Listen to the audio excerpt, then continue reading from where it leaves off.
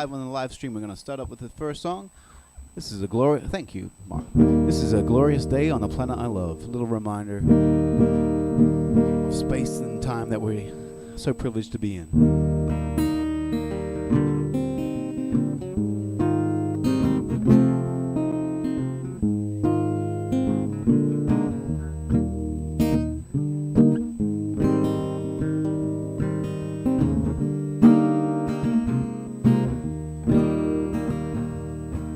It's a glorious day on the planet I love. Let me tell you what I'm thinking of. 'Cause I've been wondering why it was, but it's just life doing what it does. We keep trying to mess it up, they keep trying to bring us down. So I'm just gonna love on everyone around, 'cause I've got earth beneath my feet and the sky above. And it's a glorious day on the planet I love.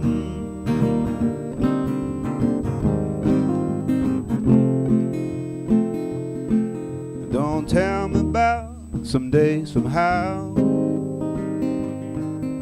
'cause all we need is right here, right now. I got some rhythm and I got some rhyme. I got my music and I got my mind. We were sinking in circles in prison in the past. Now I'm just gonna be, and I'm free at last. 'Cause I've got earth beneath my feet and the sky above. And it's a glorious day on the planet I love.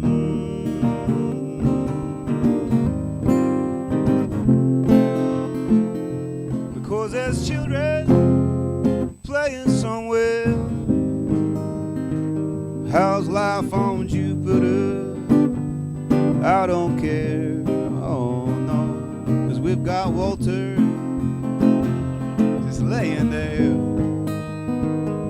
Oh yeah. Well, I'm no hero, I'm not brave. I'm just tired of being afraid. 'Cause I've been wondering why it was, but it's just life doing what it does. And I've got earth beneath my feet and the sky above. We've got to rise above that old push and shove. 'Cause I've got earth beneath my feet and the sky above. Oh yeah. And it's a glorious day on the planet I love. Oh, oh, it's such a glorious day. Oh, oh, oh, it's a glorious day. Oh, oh, it's such a glorious day. Sing with me. It's a glorious day on the planet I love.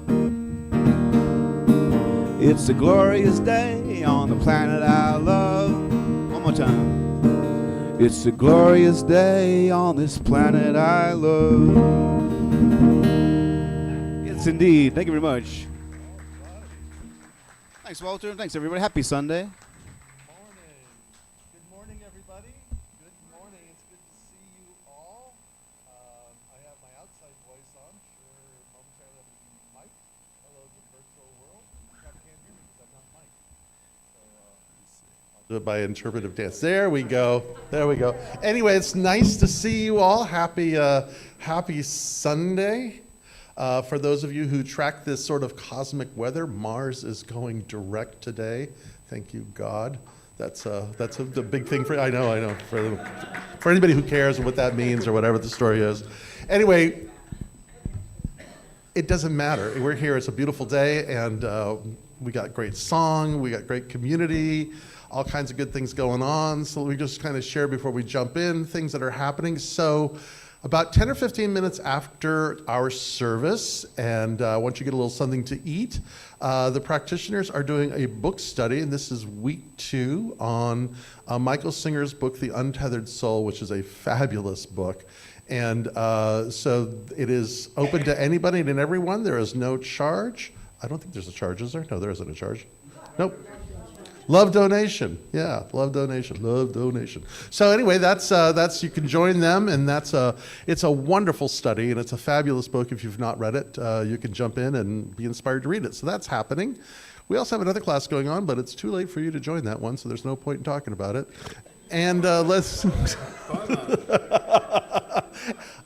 I gave you guys ample warning for weeks, and it started 3 weeks ago, and so there you have that. What else is going on that you need to know?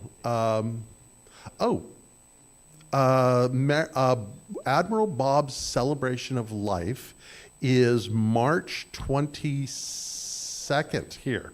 It's 24th at the National Cemetery.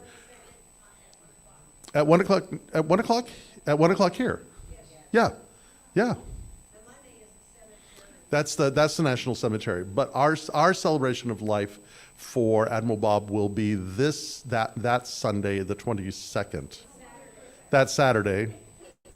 Am I not saying it right? It's the 21st. The 22nd. At 1. I got 1. I got the place. I got the day. I just don't have the date. Okay. There it is. There you have it. So we'll be celebrating Admiral Bob's experience and life and how he touched us. So everybody's invited for that. Let's see. What else is there to know? I think that's it. Oh, Taoism. Yeah, Taoism. So Jim is doing a class on Taoism, and that's at 9 o'clock on Sunday mornings. The Tao and You. And you are welcome to join in on that any Sunday. Can you tell I'm a little distracted today? Well-being, Tao and the well-being. Well-being in the Tao. I'm dyslexic. Yeah. Squirrel? So anyway, it is that kind of, is it that kind of morning for you guys? No? Just me? Am I the only one? I'm telling you, it's unfortunate for you because I'm having the time of my life. It's a glorious day. We have a question, a comment. No, I knew about this. Okay. Oh yes, this one, the annual meeting. This is like really important. Oh, and cultivating belonging potluck. So Sunday, March 9th is our annual meeting, and I'm really excited about that, despite my behavior this morning. I'm actually very excited about that because there's a vision that's emerging, and we want to share it with you. The leadership team has been working diligently on it, and we really want to share it and start rolling out this new concept. Not really, well, yeah, it is new. But anyway, so that's happening on March 9th, and it's going to be a fabulous, fabulous luncheon because the person sitting in your chair is providing it. So it's a potluck, and we're going to have fun and everything else and talk about the business of the community and what's going on and where things are. Anything else? Yeah, I just want to say something. Please. You want a mic? Sure. You want to talk today? Yeah, I want to talk. I'll take it over. So yeah, as Reverend Guy said, one of the key goals that we defined during the co-creation was to cultivate belonging. And the annual meeting in just a couple of weeks is a wonderful opportunity for us to really start practicing that goal. So we want you all to feel belonged and that this is your community and to come to the annual meeting. And so we're going to do the Cultivate Belonging potluck during that. And you know, belonging is such an important sort of dimension of sort of spiritual satisfaction that we all get from being in a community like this. And it's something that we don't get a lot in this world today. So to really lean into that and participate and belong to a community, and having this sort of size community really allows us to do that. So for the potluck, I'd like to ask everybody to bring something that is personally meaningful to you. It doesn't have to be grandiose or sort of large scale or something, just something that's meaningful to you. It could be, your favorite comfort food or a dish a relative taught you to make or just something that you love to share. And bring that, and we'll all get together and we'll spend time together and we'll share meaningful food together and we'll build meaningful relationships together and we'll all feel like we truly belong here. So I want you to start signing up with me today for what you're going to bring to the potluck and to sort of inspire some thoughts about that. I've got some different categories. We need some appetizers, salad, soup. There's probably lots of meaningful soups. We have mains, if anyone wants to bring a main dish, or desserts. So think about that during the service and come find me after and think about what you'd like to share. So thank you for that. All right. So also, I just saw Magdalena came in, and she was probably doing her mantra meditation, which was, that happens, it's every other, it is next Sunday. It changes every month, but there's, yeah, okay. So there's mantra, and that's at 10 o'clock. Yep, in the teen. Great reviews, so talk to people with comments. Oh, it's fabulous. Nothing better than chanting. Yeah, fabulous. Okay. So, the question of the day. Oh, it's not in the Emerson room. It's in the teen room. The back room. Yeah. Yeah. So, the question of the day. When I have one more event. Wednesday's Kundalini Yoga, and that's at 4:30 to 5:30 right here at the center. God, I'm gone a week and you'd think I'd know, it's like I forgot everything. Moved on. I belong, thank you. Thank you. This is a safe place for me to belong, connect, and grow. Yeah, all righty then. So the question of the day, seeing how we are really in that midpoint place, but really moving towards spring. What are you welcoming into your life now? What are you welcoming in? And of course, early in the morning, I text our panel here up on the platform so they have a heads up, but that doesn't mean that they know it. They know it for themselves, but for you. But I'll just open it up here if anybody wants to start here, Jim. What are you welcoming? What are you welcoming into your life right now? So, this is an ongoing thing for me, and that is to savor the present experiences and the opportunities that being present offers. Very good. For me, it's got to do with self-care, but particularly novelty. I've always kind of tried to be hyper-rational and do the things I need to do to get to the next goal, but I've realized a lot of the joys in life come from novelty. So if something pops up, whether it's to do with community, I've been doing these morning walks with a bunch of musician friends and workouts, and it's just like, well, that seems extracurricular and it's novel, but it does inspire joy. So novelty for me. Fabulous. How about you, Laura? You have your own. I have my own. I would like to bring in more of the joyous things that teach me gratitude. Fabulous. Out here, what are people welcoming? Anybody got anything that they want to share that they're welcoming? There's a couple hands. Why not? Nobody's going to start it, I will. The unexpected. Welcoming the unexpected. Yeah, and because like if lately I've had this thought: life is kind of like Dungeons and Dragons. We have a great dungeon master, and how boring would life be if all you got were the great things? And meaning like I'm sorry, let me try that again. How boring would the game be if all the dungeon master ever gave you was good stuff? It's the crap that makes the game fun. It's the gauntlets, it's the pitfalls, it's all those things. Well, there you go. Okay. So I'm welcoming all those in. Righty. What else? Well, we're welcoming our grandson from Uruguay, South America. He's arriving the end of this week, and we hope to bring him next week because he loves Lee Coulter's music. I have shared that with him and with my family in Uruguay, and they just can't say, I mean, they keep saying, this is our kind of music. This is the kind of music we really love. But our grandson is one of the most positive, upbeat people that I know of. He's not, I think he's 29 years old, and he was an old soul.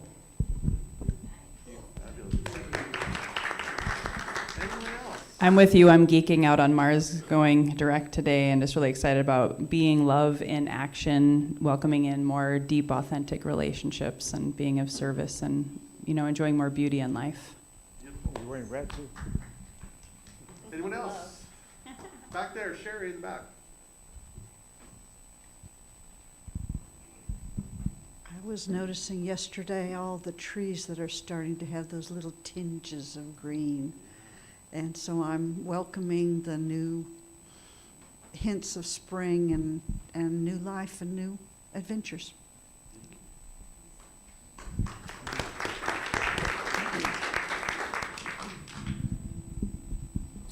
Hi, excuse me. I'm Liz, and I thought about it, and I think two things come forth: to feel passion and be inspired. That's what I'm welcoming.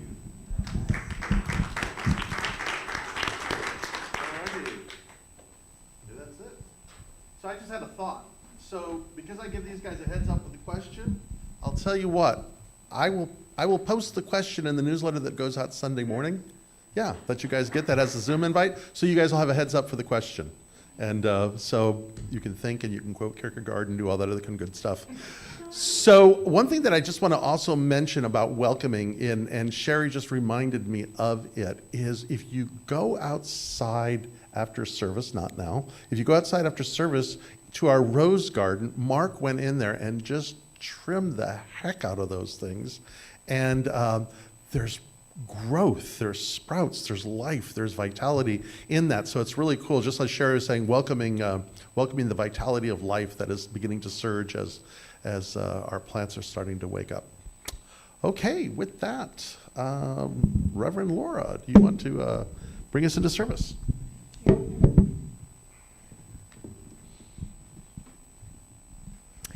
Good morning.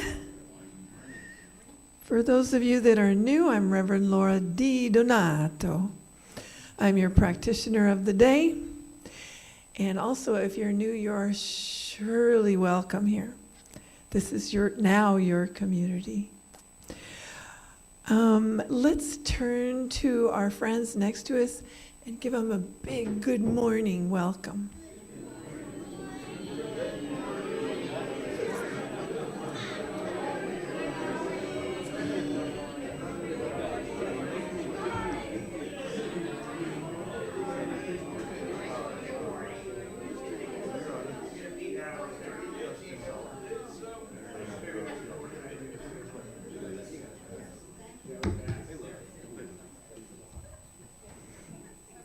That's so beautiful, so beautiful. All right, let's ground ourselves, putting 2 feet on the floor, sitting up nice and straight. And let's take in 3 deep breaths.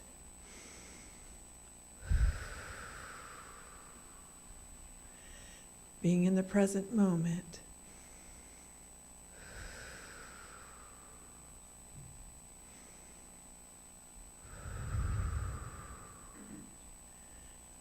I recognize that Spirit, that God is in everything, is the intelligence and power behind all of nature, in everything living, in everything wonderful. And now I claim for myself and for others tenderness, love, compassion.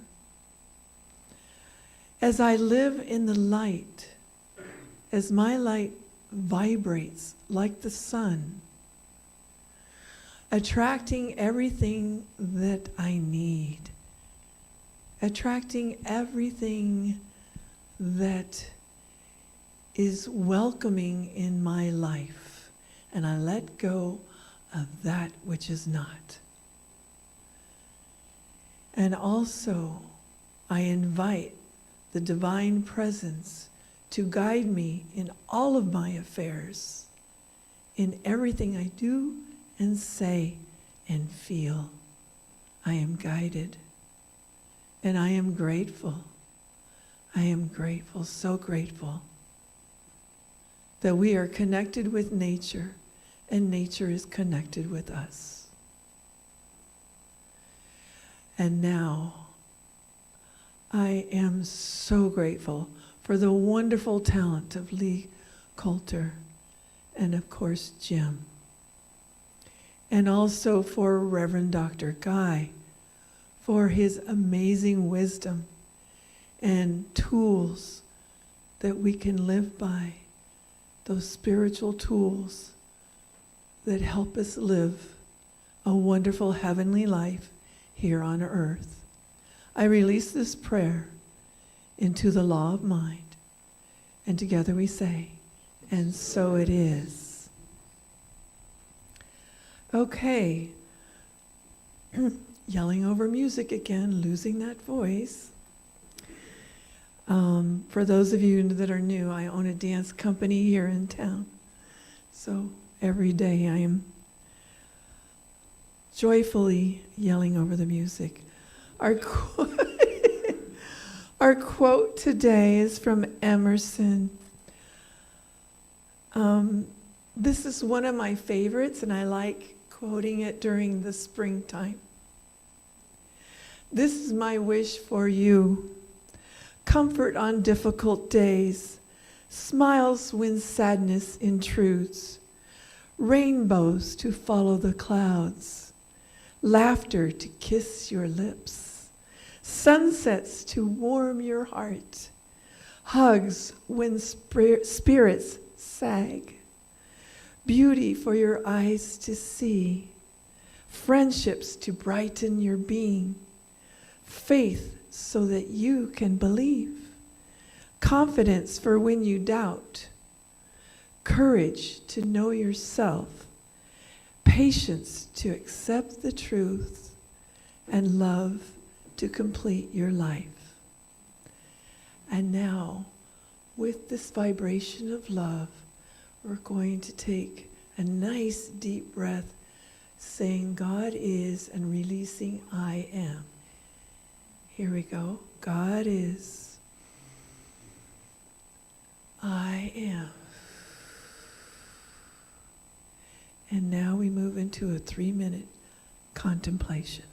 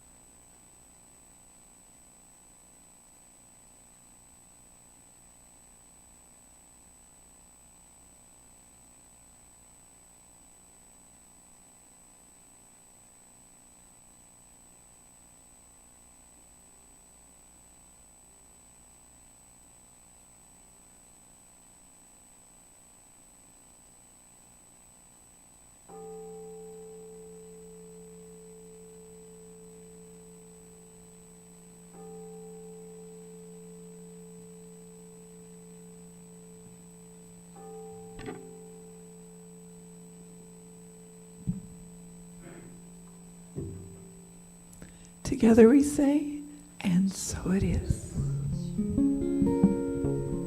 So I wanted to play a song that I'm pretty sure everybody knows, and I encourage you to sing along if you do. But I wanted to do it as an example of how changing a perspective about something familiar can really change the meaning of something. So you might know this as a love song, a romantic love song, but let's think of it today as a cosmic, altruistic song where all of humanity is each other's darlings. And this is Benny King's Stand By Me.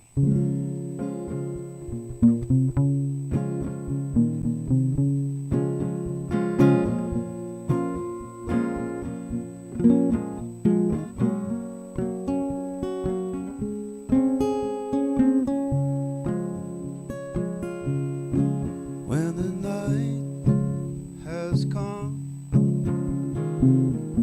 and the land is dark and the moon is the only light you see. No, I won't be afraid. No, I won't be afraid. Just as long as you stand by me.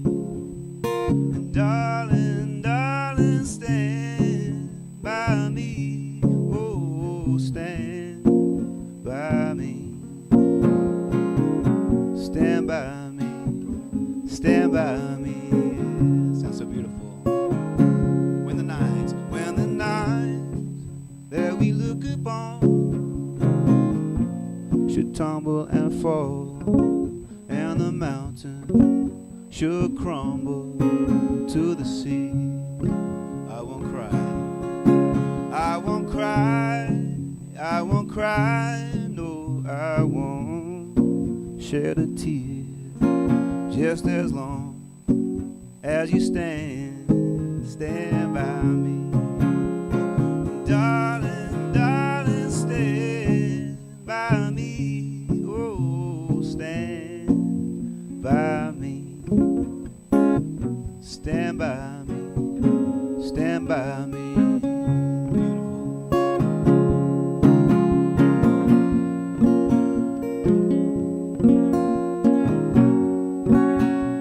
Do one more verse right here. When the night has come. When the night has come and the land is dark and the moon is the only light you see. No, I won't be afraid. No, I won't be afraid. No, I won't be afraid.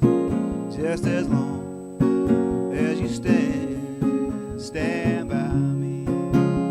Whenever you're in trouble, won't you stand by me? Oh, stand by me.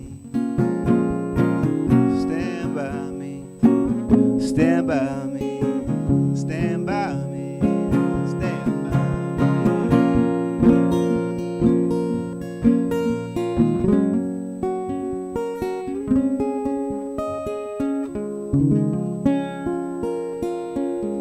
me. Beautiful, everyone. Thank you. Thanks, Jim Jones, and please welcome our Reverend Dr. Guy Williams. Such a lovely song. So I immediately went, do you all remember that movie, Stand By Me, with River Phoenix?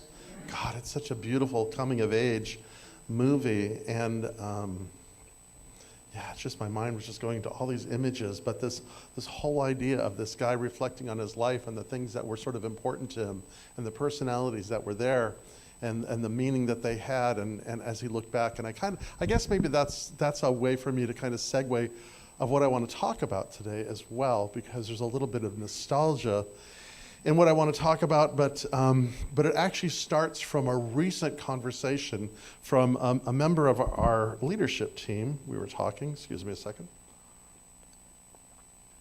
And what this person said to me in a very loving way was, you know, Guy, sometimes I'm really not sure what you talk about.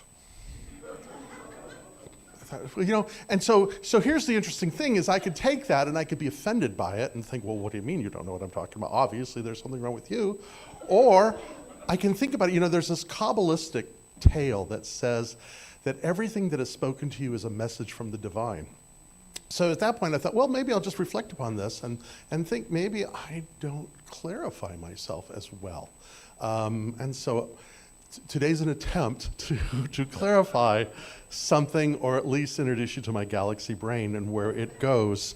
So it starts with this, and I think maybe I don't articulate who we are more often, or what that means. So we are part of a larger organization called Centers for Spiritual Living that used to be known as the Science of Mind or Religious Science. And one of the things that I'm very happy about is that we changed our name, because for someone like myself, I spent way more time explaining who we weren't than who we were. Example, my mother, God bless her soul, peace be upon her, she used to say to me, so Science of Mind, is that the one with Tom Cruise? I said, no, that's not the one with Tom Cruise. And then we would get into this thing, and then she'd get bored and go do something else. And we spent so much time explaining who we weren't than talking about who we are. So in a nutshell, basically this: Centers for Spiritual Living, which used to be known as Science of Mind or Religious Science or whatever you want to call it, is part of, whatever you want to call it, that's what it was called. So we were part of something called the New Thought movement, which grew out of really the American transcendentalists in the late 19th century, in early 20th century, and our particular take on it was articulated by a brilliant individual by the name of Ernest Holmes. Ernest Holmes was this didactic, and he was able to articulate this really interesting, diverse, character-based thinking. Probably the most articulate one was William James, who's considered the father of modern psychology. But Ernest Holmes was that, and he wrote a book called The Science of Mind Text. So I want to talk about that. But I came into this teaching back in the 90s. And I embraced it the first time I went into a center, something such as ours. I immediately felt at home, or that I belonged and I was welcome. And two things. One is that the community itself was very welcoming. But the second thing is there was spaciousness in what was being talked about. And it was like, well, yeah, because I think those things myself, or I think variations of those things. So one of the things that I love about our teaching is this, is that we're really kind of open to other people's experiences. If you were to take New Thought and sort of distill it down to its essence, it would probably be two things. The first thing is we understand, or we experience or express, the unity of spirit. And what that means is that we don't try to define God for you. That would be obtuse. But we embrace the idea that this intelligence, this sense of unrelenting love, this force of creation, this beingness, this divinity, however you want to describe it, reveals itself in and through all creation. So whether you were a Buddhist or a scientist or an atheist or a Muslim or a nothing or a whatever, that which brings you to that experience of wonder and awe and amazement is kind of like your experience of divinity. I like what David Foster Wallace says, is that there is no such thing as an atheist, because we all worship something, right? But the thing about being in touch with the transcendent is it's a lot like the book The Untethered Soul, is it gets us out of our own head. It gets us out of our own idea. Because if our God is money, our God is our body, or our God is something at a material level, then we're always going to be in lack, we're always going to be worried, we're always going to be experiencing less than. But to be aware that we are part of something that is greater than ourselves. That everything is complete within itself, but part of something greater than itself, is first of all just an amazing and wonderful contemplation. And it's a different way of seeing things, which brings to the second point, which I think is that thoughts are causative. Whether it be as a person thinks, so they are. I kind of go to, there was a book years ago, back in whenever it was, early 2000s. It was called The Art of Racing in the Rain. Does anybody know this book? I love this book. It was a story told from the perspective of a dog who lived with a race car driver. And it's just this magical book. But the essence of one of the things that the dog understood was this: where the eyes go, the car follows. Where our attention is where we're moving towards. Where the eyes go, the car follows. Where your attention is where you are becoming and what is happening for you and where you're going. So when I came into this, like I said, in the early 90s, I was in a place of, I didn't think that I needed anything because I had normalized the smallness of my life to the point that I didn't think it could be anything other than what it was. And so this teaching surprised me and invited me to something else. And I remember there was a line from the text that is still important to me now. And I think about this text and it being written by Ernest Holmes. So one of the things that I appreciate about our teaching, one of the things that I appreciate being a minister in this teaching, is that I have to agree with everything. I don't have to carry a party line. In fact, I think it's really important to wrestle and to struggle with things. This, by the way, in Judaism is called Midrash. And if you've ever read the Hebrew Bible or the commentaries, the Talmud, and all that other kind of stuff, basically, it's a series of commentaries of people wrestling with certain aspects of the verses and certain things. And there's a wonderful story about these rabbis who are arguing over a verse of the Hebrew Bible, and they're wrestling with it, and they're wrestling with it, and they're wrestling with it. And as the story goes, finally God says one day, Jesus, they're never going to. So God appears and says, here's what it means. And the rabbis say to him, wait, who are you to tell us what this means? So I like that approach. So I want to share with you this text. And this is from the Science of Mind text, page 282, for those of you who keep score. It's one of my favorite parts of the text, by the way. He says, Ernest Holmes writes, he says, when things look the worst, that is the supreme moment to demonstrate to ourselves that there are no obstructions to the operation of truth. When things look the worst is the best time to work, the most satisfying time. The person who can throw themselves with complete abandon into that limitless sea of receptivity, having cut loose from all apparent moorings, to this person is the one who will receive the greatest reward. So a couple things on this. First of all, Ernest Holmes wrote the Science of Mind text in 1926. He was 39 years old. He died in 1960. He died, in his 70s.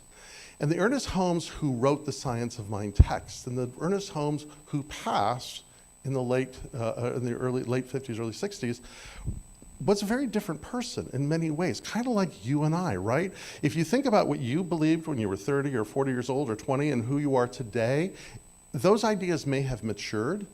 They may have shifted, they may have changed because different things happen. What happened with Ernest Holmes is, three big things happened that he admittedly says he wasn't prepared for. First was the death of his wife, Hazel. Second was the fact that he had had a stroke. And the third thing is that he had put his life energy into creating this movement, this organization that eventually became a religion and a church, and he watched it schism and split into two different things. So who he was at the end of his life and who he was when he wrote these things, the essence is absolutely there. But just like us, just like you and I, what we don't want to do is we don't want to anchor ourselves into something and become more obedient to a thought that no longer serves us than to be curious, not judgmental. So I thought I'd kind of play with this and just kind of let you know where I go with this whole thing. So first of all, I would say this, is the Science of Mind text, we don't consider it a scripture, we consider it a textbook. It's different from spiritual writing in the sense that it's more of a textbook, do this, do that kind of stuff, or this explains these kinds of things. But in either case, I think it's, even if it were a scripture, what it's not, I don't even know how you define what is and what isn't. I think Lord of the Rings is probably the holiest scripture that I read. So to say that one thing is or isn't is not. But this is what I would say, is when he says, when things look their worst, that is the supreme moment to demonstrate to ourselves that there are no obstructions to the operation of truth. I would like to respectfully disagree with him. Two things. One, when things look their worst, I don't know about you, but man, all I can do in those times is just hang on. It's not like the supreme and most satisfying time for me. It's, and to respectfully disagree with Lisa there, a Dungeon and Dragon kind of things, when things suck, they suck. They just do. There's no two ways about that. And one of the things that I think the Science of Mind is maturing into is, what do we do with this idea of suffering? What do we do with this idea of death, with separation, these sort of things? How do we live in 2025 with this idea that things are supposed to be, this is the great time to be doing things? And there are obstructions to truth. Let's be honest about that. There are those who are eagerly engaged in distracting, obstructing, lying, cheating to keep the truth from being known. We live in a world where our own sense of identity is constantly at risk from those who would profit from our thoughts, our ideas, our desires, and our relationships. So we live in an interesting world.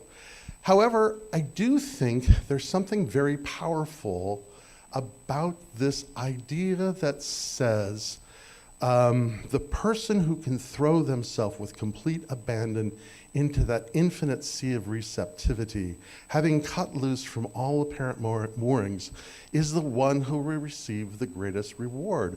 And I kind of want to talk about those three things, but in them, from this idea of what is this infinite sea of receptivity. What is that? Is it just some sort of causative kind of thing? What I believe, what I'm experiencing, what I would offer you to my reflection on this is the idea of the infinite sea of receptivity is the consciousness of hope. Hope is a powerful word. And maybe to get to what hope is, let me express to you what I think hope is not. Hope is not this sort of crunchy, everything is working out, it was planned, it was supposed to be, or things just kind of work themselves out. I don't think that it's that. Nor do I think that hope is this idea that everything used to be fine, or everything is fine now, or everything will be fine in the future. That's not hope. That's magical thinking. Something that Rebecca Sonlet says in her book, Hope in the Dark, she says this: hope locates itself in the premise that we do not know what will happen, and that in the spaciousness of uncertainty is room to act. When you recognize uncertainty, you recognize that you may be able to influence the outcomes, you alone or you in concert with a few or dozen or several million others. Hope is an embrace of the unknown and the unknowable, an alternative to the certainty of both optimists and pessimists. So hope is an alternative to the certainty of optimists or pessimists. Because what hope says is that the future is unknown.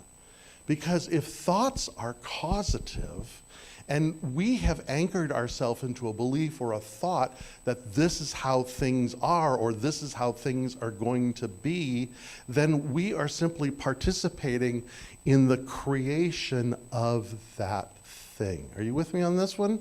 And so, as an act of resistance, is to embrace the uncertainty that says, I can look around at these things, but at the end of the day, the future is not written. We experience an intelligent universe that is evolving. Evolving means it's unfinished. It means it's imperfect. It means, and this is the most remarkable contemplation, the universe is learning as we are learning. And sometimes we learn from the things that bonus us, and sometimes we learn from the things that create pain. And if you look at evolution, nothing was predetermined ever, but we can follow the sacred geometry or the geometry of where things are. One thing leads to another, to another. There's a learning process that sets the next indicated step. And so part of that for each and every one of us then is to be in that receptive place that is open, it is curious, it's not judgmental, it doesn't know. So sometimes when we catch ourselves thinking that we know, what we are doing is limiting the possibilities that are in front of us. So as a spiritual practice, sometimes the best thing to do is to say, I don't know what the hell's going on. Excuse my language. but to move into that place of just what is possible. And then moving into this other thought that says, having cut loose from all apparent moorings. Now, something that I used to say to myself when I memorized this line, or just because I said it so many times, was all apparent moorings from the past. But maybe it's not just the past, but all apparent moorings. You know, what are those beliefs that we hold that anchor us? What are those archetypes that run through us, that lock us in? What are those group thoughts or race consciousness that are prevailing that kind of anchor us into a belief that this is how things are to be? And so part of the practice of abandoning or loosening ourselves from all these apparent moorings, these things that lock us into a culture, lock us into a family dynamic, lock us into a self-identity, lock us into whatever the case may be, just to notice, you know, what are the tethers of your consciousness? What limits you? What boundaries have you set for yourself of what's okay and not okay to think? Some are good and some are bad, but it's just, I think, an interesting perspective for us to look at, that in order for us to move into this place of receptivity, to move into this place of hope, it is important for us to untether ourselves from the restrictive thoughts that we have imposed on ourselves on how things are or how things are going to be. Is everybody breathing? Just checking there. You know, I love that poem from Hafiz. I say it often because I love it so much. You know, where he says, the small man makes prisoners of everyone he knows. The wise woman slips under the moon and throws keys to the rowdy prisoners. I love that. The small man makes prisoners of everyone he knows. And you know, we live kind of in a world that wants to make prisoners of us. And yet to untether ourselves is to slip under the moon and throw keys to the rowdy prisoners. And then, to the person who can throw themselves into that infinite sea of receptivity, having cut loose all apparent moorings from the past, to that person comes the greatest reward. And here's where I track myself. Because what is the greatest reward? Personally, for you, what is your greatest reward? And what I would offer, is it really the greatest reward? I know for myself that when I first came to this teaching, the greatest reward was the ability to pay my mortgage and have money to eat at the end of the month. But maybe it's something different now. You know, one of the things that I love about our teaching is that it offers tools to grow, as all spiritual teachings do, offers us tools to grow. So what I would offer for myself is this: the greatest reward. So I will take this from the Gospel of St. Matthew. And again, you know, truth in advertising about myself. I continue to go back to the teachings of Jesus because for me, they are so compelling. Now, that doesn't mean that I think it's the absolute truth and you have to believe this or nothing else, because I don't buy that at all, and I don't think that's what Jesus taught at all. And I don't think that there is such a thing as the way. I think there are ways. You know, I think that Buddhism or Wicca or atheism or science or any of these things that bring us to a place of amazement, wonder, and awe and give us a lens for understanding how we sit in this thing called life is a valid tool. But I keep going back to this radical first century Palestinian who constantly challenged our relationship to power. Alfred North Whitehead said that when the Jesus movement aligned itself with empire, they took all the attributes of Caesar and imposed them on God. So for many people, the Christian God is nothing more than a big, benevolent Caesar. And I don't believe that that's true at all. In fact, if you look in the Gospels and you look at Jesus' temptations when he was in the desert, all of them were temptations to become the new Caesar, the new Pharaoh, of which he said, no, thank you to those things. You can feed them, you can entertain them, you can do this, you can do that. So, but one of the things that Jesus says is he says in the Gospel of Matthew, seek first the kinship of the divine. Or as it says, seek first the kinship of God, presence, love, whatever you want to call it, and its right living, and all else will be given to you. So, seek first that sense of unity with all that is. Seek first that place of where you are in the experience of unrelenting love, where you are experiencing yourself as part of something greater than yourself.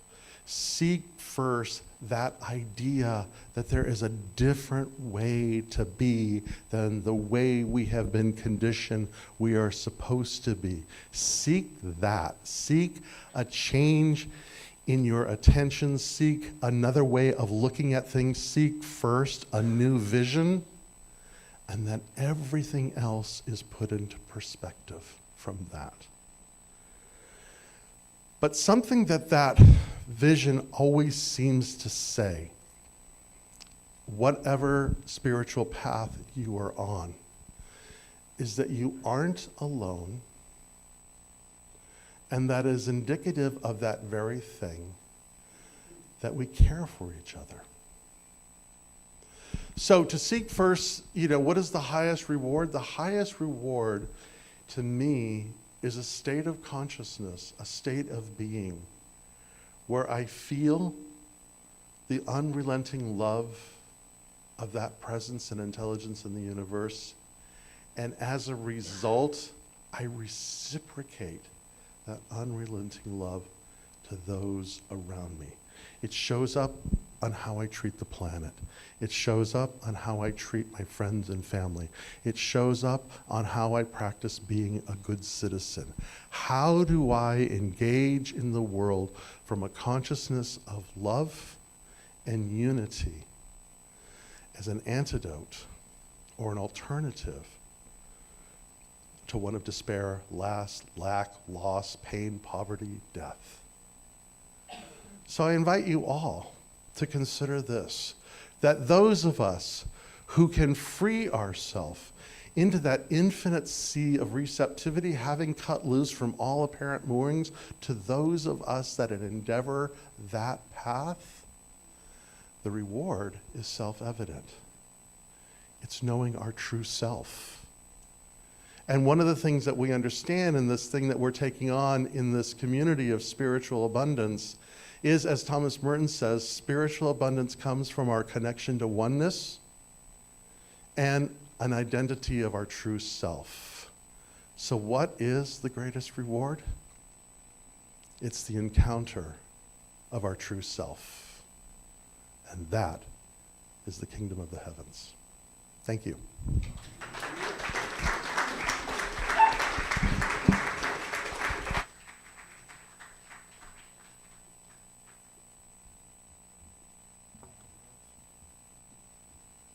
Such beautiful words. Makes me think of a few that I could relate to this song. It's a sing-along that we're used to here. But it's about uncertainty is something I'm always thinking about, and I love that you brought that up. And I think through community and kinship is how we kind of realize that the uncertainty is shared. And that's what gets me through, and that's what art is to me, is connecting with others, saying, we all have this uncertainty, and the most beautiful thing is that we can relate over that. And so this is just about singing how we can be a light for each other and ourselves and our greater world if we do it together. So please sing along.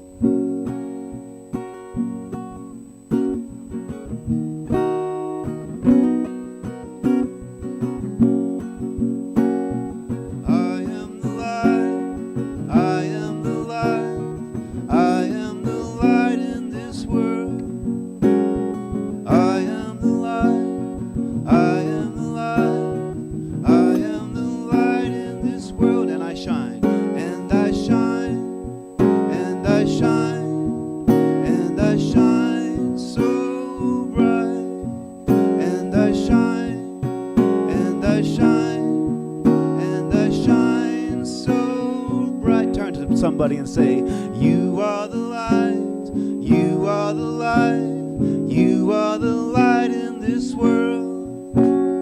You are the light, you are the light, you are the light in this world. And you shine, and you shine, and you shine, and you shine so bright. And you shine, and you shine, and you shine so bright. We are the light, we are the light, we are the light, we are the light in this world. We are the light, we are the light, we are the light in this world. And we shine, and we shine, and we shine, and we shine so bright. And we shine, and we shine, and we shine so bright. Back to I am the light. I am the light, I am the light, I am the light in this world. I am the light, I am the light, I am the light in this world. And we shine, and we shine, and we shine, and we shine so bright. And we shine, and we shine, and we shine so bright. And we shine, and we shine, and we shine so bright. Bravo. Good singing, Walter. Great job. You're doing a fabulous job. We have our own singing dog.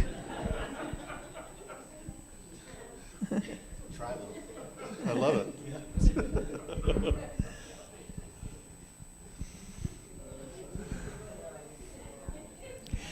I'd like to share a gratitude experience. Friday about noon, I'm sitting at a traffic light, a large intersection on the 76, and the car died. And all the lights were flashing of all the things that are not working. I went, wow, that's a lot. So I pushed the key again and tried everything. Maybe I'm doing something wrong. And then I got startled by a large, dark figure with a huge helmet. And I looked to the left, and I thought the aliens had landed. I went, oh, whoa, and I couldn't roll down the window. The electrical didn't work, nothing worked, but there was a little crack. So I talked to him through the crack. He says, "Ma'am, would you like a push?" Oh, sure. I don't know how to get it into neutral without electricity. There was just enough juice. I pushed the brake, cha-ching, yay! Even he was happy. He ran to the back, he pushed me, no power steering. Okay, so I'm cranking it, trying to get it to the corner, right? And then he yells, "Put on the brake!" So I put on the brake. I'm on the side, safe. He had been watching, and I didn't even know it, all these cars racing around me, right? Because I stalled. So then I turn around to say thank you, and he's gone. That was an angel. What a start. So what that taught me was I didn't even ask for a miracle. I didn't even ask for an angel. I was just there. I was present in the moment, wondering what to do, and the universe provided. I was like, oh, okay, thank you. And like Reverend Dr. Guy said, when you first come into this philosophy, this whole new world opens up, welcoming you and letting you be intelligent and present and conscious and creative, and open at the top, which is Ernest Holmes' famous quote, "We are open at the top." So with our tithing, our time, our talents, our treasure, this opens a whole new level of giving to our community. This community is your spiritual home. My spiritual home, your spiritual home. So we need to take care of our home. So let's place our offering, our tithing, on our hearts. And with this tithing, we open the door to a more spiritual, more abundant, more giving and receiving life. We are openly creative and blessed. And we pass that light, those blessings, that love onto our friends and family.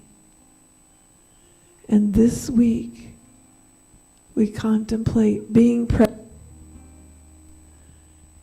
and enjoying every minute of this beautiful life. And together we say, and so it is.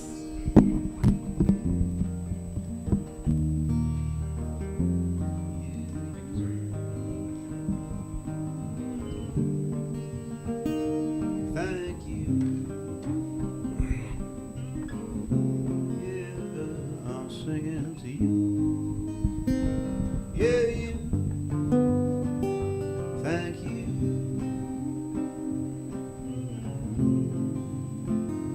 People coming through. People laughing.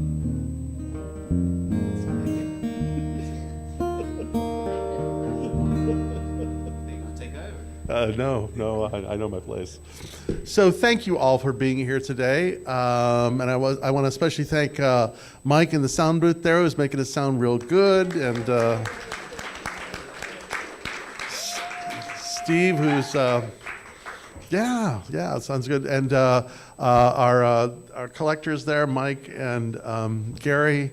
Our greeters today, let's see, I think Henry was a greeter, and Bob and Susie and Matt were greeters, so thank you for that. Sherry and Noreen are in the gift shop, and there's some really cool stuff in there, so do not hesitate to check that out.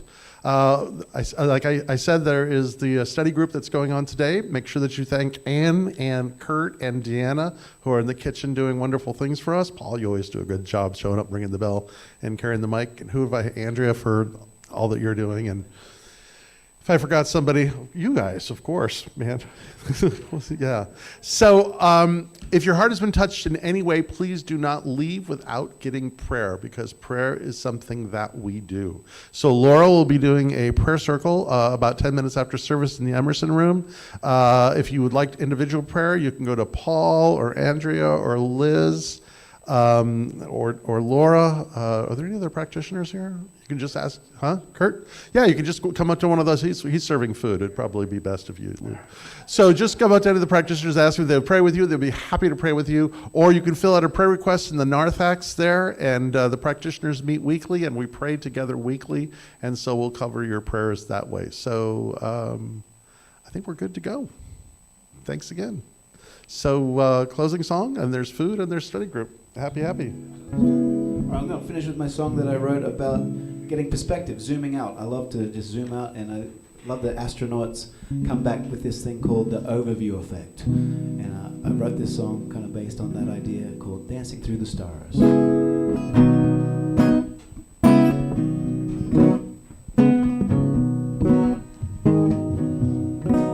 Out of nowhere, you were right there, stood right by me. I knew your face. Yeah, you got my back like a jetpack. You boost me up like outer space. And we're dancing through the stars. That's how it came to be. Won't you dance through the stars with me? Yes, we're dancing through the stars. That's all we really do. Wanna dance through the stars with you.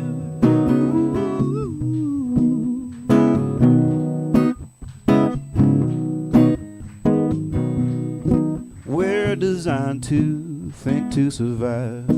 You help me zoom out when you arrive. We're the same things, all just starlings. My darling earthlings, don't you feel alive? 'Cause we're dancing through the stars, that's how we came to be. Won't you dance through the stars with me? Yes, we're dancing through the stars, that's all we really do. Wanna dance through the stars with you. Everywhere we go, we're dancing through the stars. Everyone we know, they're dancing through the stars. Every kiss we steal, everything we feel, we're dancing through the stars. We are, yeah.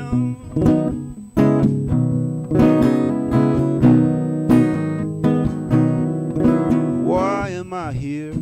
I've got an idea. The music I hear when I'm with you. Let's get working, pull back that curtain, so the people hurting can hear it too. 'Cause we're dancing through the stars, that's how it came to be. Won't you dance through the stars with me? Yeah, we're dancing through the stars, that's all we really do. Wanna dance through the stars with you. Out of nowhere, you were right there, stood right by me. I knew your face. Yeah, you're my hero. T-0. We're taking off now, back to our place. 'Cause we're dancing through the stars, that's how it came to be. Won't you dance through the stars with me? Yes, we're dancing through the stars, that's all we really do. Wanna dance through the stars with you. Everywhere we go, we're dancing through the stars. Everyone we know, they're dancing through the stars. Every kiss we steal, everything we feel, we're dancing through the stars. We are, here we are, we are, sing it. Here we are, we are, here we are, we are, here we are, we are, here we are, we are. Happy Sunday, everybody. Here we are. Have a great rest of the week. Much love. Thanks, Jim Jones.